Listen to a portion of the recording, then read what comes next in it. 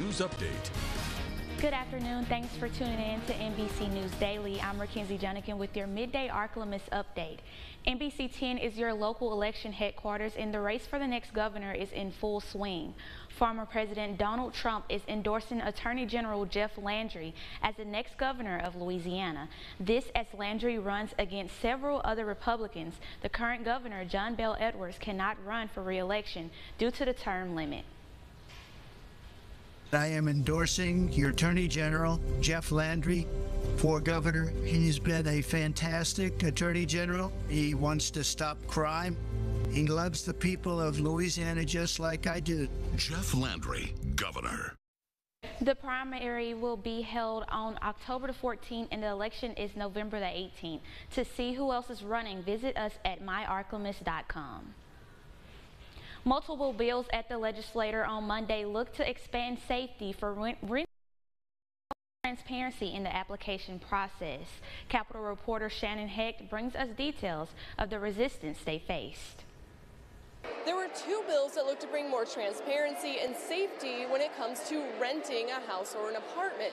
But the bills faced a lot of opposition in committee. HB 606 by Representative Edmund Jordan looked to expand on Baton Rouge's ordinance called Devon's Law. Devon Page was a 3-year-old shot and killed in his bed during a drive-by shooting. The bill would allow for tenants to leave their lease if there are 2 or more violent crimes reported within a 1/10 of a mile radius. My daughter had been pleading and saying, look, if you all don't release us from this lease, somebody's going to get killed in my house. While legislators were sympathetic to the tragic loss, they fear it would be too easy for people to take advantage of. HB 180 looked to save formerly incarcerated people from spending hundreds on application fees for apartments when they keep getting rejected for their previous crimes. The bill would require landlords to disclose reasons why a criminal history could disqualify them for their housing. We always say that everybody deserves a second chance. Well, being someone who was formerly incarcerated, where is our second chance? All we ever get is denied. All we ever get is rejected. The bill had numerous cards against it from apartment owners and realtors. Representative Willard says that he plans to bring this bill back again next year, and Representative Edmonds said that he will try again to amend the language before the next meeting.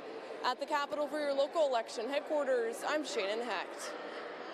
In health news, the Food and Drug Administration is on the brink of historic decision concerning the use of birth control pills. The FDA is considering an application to allow the Opill birth control pill to be sold without a prescription. Opil's drug maker says they will sell pills over the counter, eliminating the need for a doctor's approval. The drug maker says if passed, it will make the pills more accessible to women in the U.S.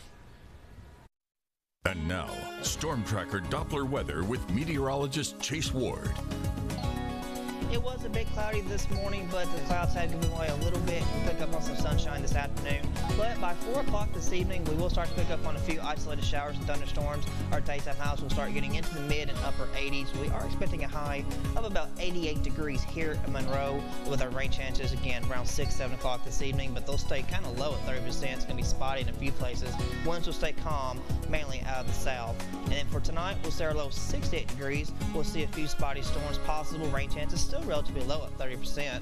Winds will stay fairly calm out of the south, about 5 to 10 miles per hour, adjusting to mainly out of the southeast through tomorrow morning.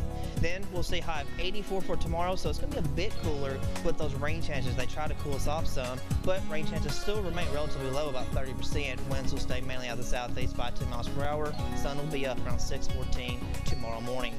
Looking at the 7-day forecast, it's still going to be a bit wet really throughout much of this week, as our daytime highs will stay mainly in the mid-upper 80s, but as we head into the weekend, rain chances have gone down a little bit. We'll be watching that a bit closer as we head towards this weekend. Rain chances will be kind of off and on, between 30 and 40% chance. Will be mainly 20% chance through Monday next week with partly cloudy, but it's definitely going to be warm and humid on Sunday, as we could hit 90, with our low staying mainly in the upper 60s and also mainly in the lower 70s. So overall, just keep that rain jacket handy throughout this week.